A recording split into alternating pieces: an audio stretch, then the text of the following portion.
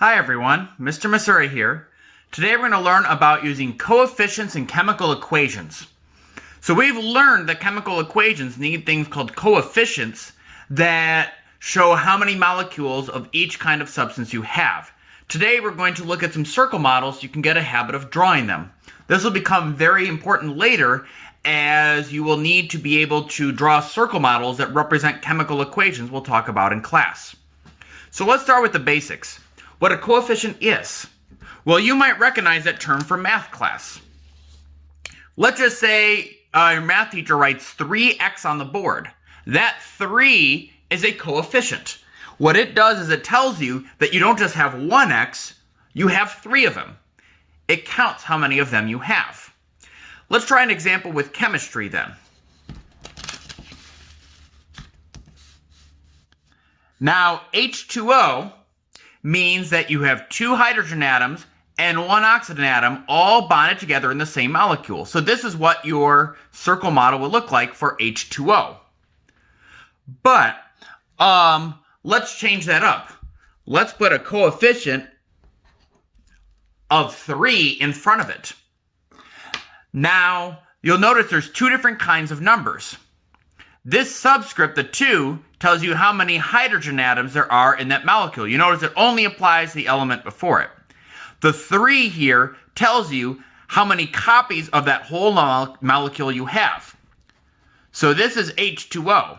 If I put a 3 in front, that means I've got to have 3 sets of H2O.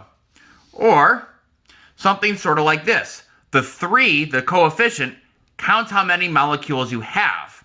The 2, which is smaller number written in the bottom right of the element, tells you how many of those elements or atoms you have of that element in each molecule. So this 2 here says you have 2 hydrogen atoms within each molecule. And this 3 says you have 3 sets of everything that follows. H2O, right? We got 1 set, 2 set, 3 sets of H2O. That's what coefficients mean. So let's take a look at some other examples. Suppose your teacher, like me, gave you 2Na3N and said, man, write out a circle model for that.